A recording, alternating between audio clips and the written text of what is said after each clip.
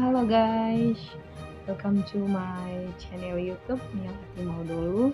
In this video, we will discuss a sociology figure Lester Frank. Oke, langsung saja kita masuk pada pembahasan kita kali ini mengenai seorang tokoh sosiolog dari Amerika Serikat, yakni Lester Frank. Ya, sebelum kita masuk pada pemahaman atau pemikiran beliau tentang teologi sosial, kita akan tahu dulu siapa sih Lester Frank ini atau latar belakang dari Lester Frank. Oke, jadi beliau lahir pada tanggal 18 Juni 1841 dan beliau 10 orang bersaudara. Kemudian mereka dibesarkan di keluarga yang menengah, keluarga yang dikategorikan sebagai keluarga yang kurang mampu ya. Jadi saat itu mereka ditinggalkan oleh ayahnya ketika mereka masih kecil. Jadi mereka masih kecil, ayahnya sudah meninggal. Jadi mereka tinggal sama-sama dengan ibunya bersama saudara-saudaranya. Jadi mereka itu dibesarkan oleh ibunya secara sendiri karena mereka masih kecil, bapaknya sudah meninggal. Kemudian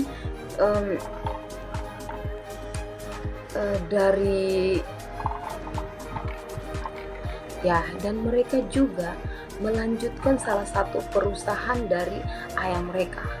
Jadi ketika melanjutkan perusahaan tersebut, beliau berpikir bahwa dia tidak bisa untuk melanjutkan perusahaan itu.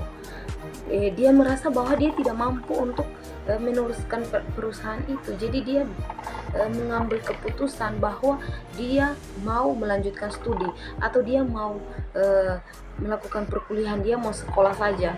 Di situ dia bertekad bahwa dia mau melanjutkan studi saja.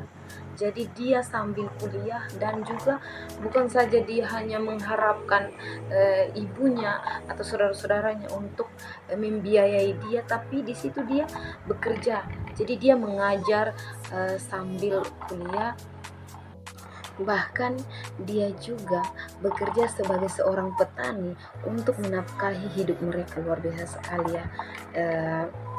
Beliau ini sangat punya komitmen yang begitu luar biasa. Dan puji Tuhan, ia mendapat gelar sarjana dari seni George Washington dari salah satu university pada tahun 1969 ya. Kemudian pada tahun 1906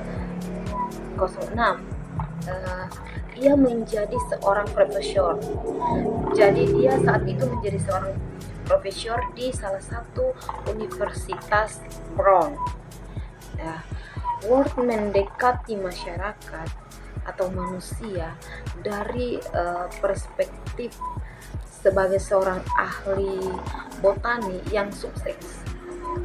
Ia menganalisis perkembangan organisasi sosial itu dalam hal energi, kombinasi, dan dinamisnya.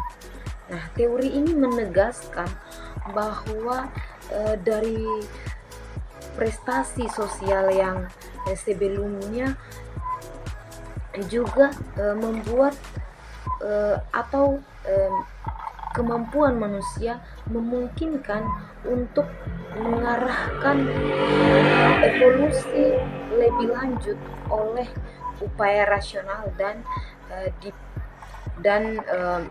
diperoleh intelijennya. Jadi hal ini yang membuat Ward itu sangat menentang salah satu pendekatan dari laissez-faire kepada pemerintah dan menganggap pendidikan itu sebagai mekanisme utama kemajuan dalam manusia. Jadi hal yang yang lebih utama itu adalah eh, pendidikan. Di sini dia mau bilang kalau yang lebih utama itu adalah pendidikan. Singkatnya, ia mengantisipasi perkembangan atau tanggung jawab pemerintah modern atau biasa dikatakan dengan negara kesejahteraan. Nah, perencanaan dan eh, perluasan pendidikan formal sebagai corong untuk eh, partisipasi maksimal oleh warga dalam urusan publik. Kemudian terlibat atau melambangkan intelektual yang menghargai pengetahuan untuk aplikasi penyelesaian masalah sosial. Jadi dia sangat-sangat disukai antara kerjasamanya antara sosial dan juga ilmu-ilmu sosial. Dan beliau ini meninggal pada tanggal 18 April 1913 di Washington. Ya, jadi itu adalah latar belakang atau riwayat hidup dari seorang ahli teologi sosial yakni Lester Frank Ward. Ya, jadi kita langsung saja masuk pada pemikiran dari beliau tentang teologi sosial. Ya, jadi pemikiran sosial Ward itu dipengaruhi oleh masa lalunya sebagai seorang botanis dan ahli biologi yang memahami pentingnya ilmu pengetahuan alam dan metode ilmiah dalam memahami dan mengatasi masalah sosial. Salah satu karyanya yang terkenal itu adalah bukunya yang berjudul Dinamik. Sosiologi yang diterbitkan beliau itu pada tahun 1883, salah satu buku sosiologi yang beliau terbitkan. Kemudian pemikiran sosiologinya secara umum itu dia berfokus pada kepentingan umum seperti pemerintahan yang baik dan pengembangan sosial. Ia percaya bahwa sosiologi itu harus bertujuan untuk meningkatkan kesejahteraan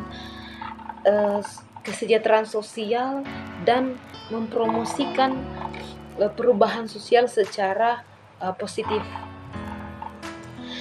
Kemudian menurut beliau, tugas sosiologi itu adalah untuk mempelajari masyarakat dan memberi solusi untuk mengatasi masalah sosial. Jadi salah satu hal yang perlu dipelajari adalah dengan memberikan solusi. Jadi menurutnya pendidikan itu sangat penting untuk memberikan atau mengatasi masalah sosial. Selain itu juga, ia berpendapat bahwa sosiologi harus menggunakan pendekatan ilmiah dan metode kuantitatif untuk mengumpulkan dan menganalisis data sosial. Ia juga memperkenalkan konsep sosiologi matematika yang bertujuan untuk mengumpulkan atau menerapkan metode matematika dalam penelitian sosial untuk memperoleh hasil yang lebih akurat dan dapat diandalkan.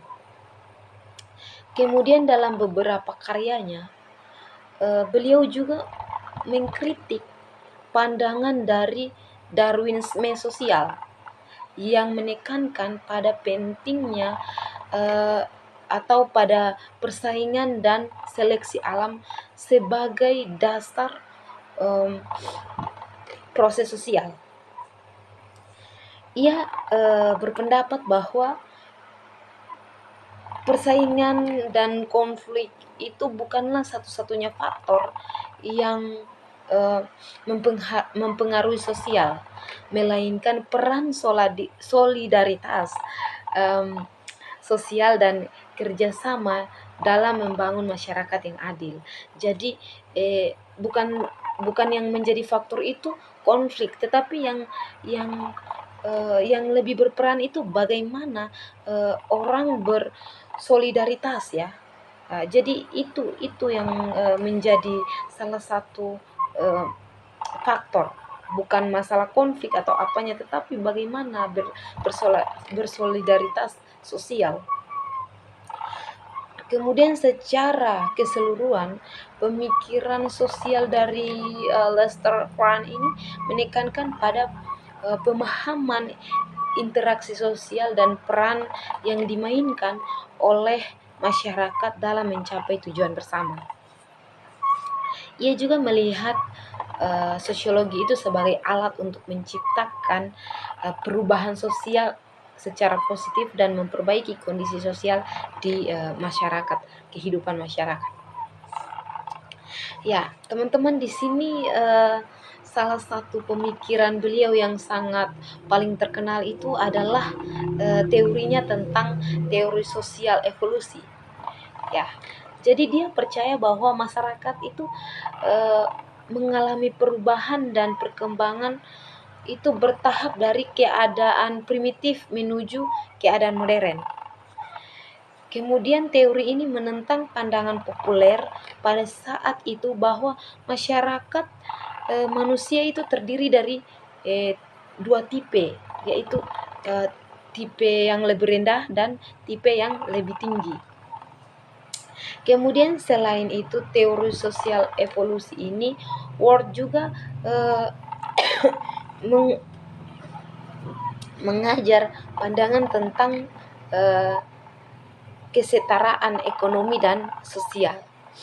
Jadi dia menulis banyak tentang kemiskinan dan ketidakadilan sosial dengan menekankan pentingnya intervensi pemerintah untuk menyelesaikan masalah ini. Nah, dalam pandangannya menyediakan pelatihan dan pendidikan itu adalah salah satu kunci untuk membantu orang keluar dari kemiskinan dan menjadi lebih mandiri secara ekonomi. Jadi dia menyediakan wadah pendidikan itu untuk membantu masyarakat untuk keluar dari yang namanya kemiskinan, atau secara mereka itu bisa hidup secara mandiri dalam kehidupan ekonomi. Karena beliau sendiri pernah ya, mau dibilang pernah mengalami yang namanya kemiskinan, bahkan bagaimana dia berusaha bekerja keras. Jadi hal ini yang melatar belakangi beliau sehingga dia mau supaya pendidikan itu lebih diutamakan, pendidikan itu lebih berdominan ya.